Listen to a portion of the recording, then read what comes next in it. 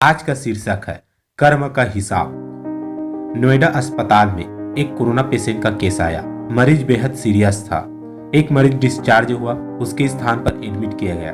अस्पताल के मालिक डॉक्टर शर्मा जी ने तत्काल खुद जाकर आईसीयू में केस की जांच की। ऑक्सीजन लगवाई गई।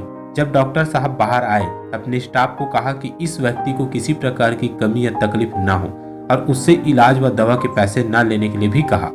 मरीज तकरीबन 15 दिन तक अस्पताल में रहा। जब बिल्कुल ठीक हो गया, रिपोर्ट निगेटिव आई, उसको डिस्चार्ज करने का दिन आया तो उस मरीज का बिल तकरीबन 2.5 लाख रुपए का बिल अस्पताल के मालिक और डॉक्टर की टेबल पर आया। डॉक्टर ने अपने अकाउंट मैनेजर को बुला करके कहा, इस व्यक्ति से एक भी पैसा नहीं लेना है। ऐसा करो, तुम उस मरीज को लेकर मेरे चेम्बर में आओ। मरीज व्हील चेयर पर चेम्बर में लाया गया।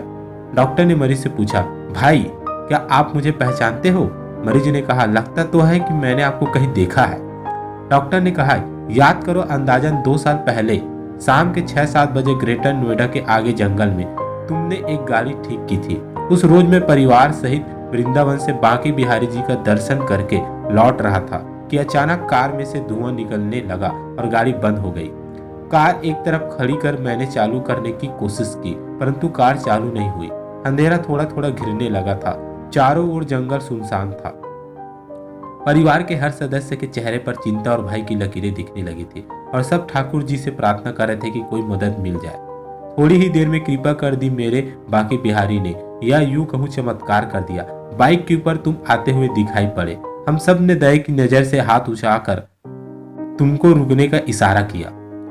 तुमने बाइक खड़ी करके हमारी परेशानी का कारण पूछा।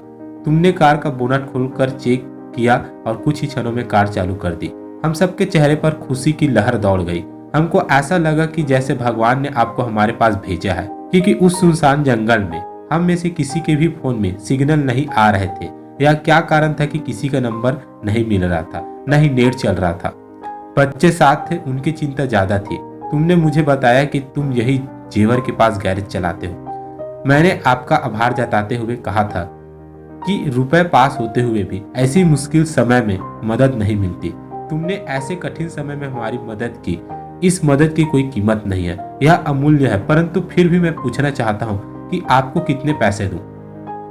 उस समय तुमने मेरे आगे हाथ जोड़कर जो शब्द कहे थे, वह शब्द मेरे जीवन की प्रेरणा बन गई। तुमने कहा था कि मेरा नियम और सिद्धांत है कि मैं मुश्किल में पड़े व्यक्ति की मदद के बदले कभी कुछ नहीं लेता। मेरी इस मजदूरी का हिसाब भगवान रखते हैं। उसी दिन मैंने सोचा कि जब एक सामान्य आय का व्यक्ति इस प्रकार के उच्च विचार रख सकता है और उनका संकल्प पूर्वक पालन कर सकता है, तो मैं क्यों नहीं कर सकता। और मैंने भी अपने जीवन में यही संकल्प ले लिया है। 2 साल हो गए, मुझे कभी कोई चीज की कमी नहीं पड़ी। अपेक्षा पहले से भी अधिक मिल रहा है। यह अस्पताल मेरा है, तुम यहाँ मेरे मेहमान हो और तुम्हारे ही बताए हुए नियम के अनुसार मैं तुमसे कुछ भी नहीं ले सकता। ये तो भगवान की कृपा है कि उसने मुझे ऐसी प्रेरणा देने वाले व्यक्ति की सेवा करने का मौका मुझे दिया। ऊपर वाले ने तुम्हारी मजदूरी का हिसाब रखा और वो हिसाब आज उसने चुका दिया। मेरी मजदूरी का हिसाब भी ऊपर वाला रखेगा और कभी जब मुझे जरूरत होगी वो जरूर चुका देगा। डॉक्टर ने मरीज से कहा, तुम आराम से घर जाओ और कभी भी कोई तकलीफ हो तो बिना संकोच के मेरे पास आ सकते हो। मरीज ने जाते हुए चेम्बर में रखी भगवान कृष्ण की तस्वीर के सामने हाथ जोड़ करके कहा कि हे प्रभु, आपने आज मेरे कर्म का पूरा हिसाब ब्याज समेत चुका दिया। तो दोस्तों, इस कहानी से ये सीख मिलती है कि सदैव याद रखें कि आपके द्वारा किए गए कर्म आपके पास लौट कर आते हैं, और वो भी ब्याज समेत। जितना हो सकता है लोगों की मदद करें, आपका हिसाब ब्याज समेत आपको वापस मिल जाएगा। धन्यवाद।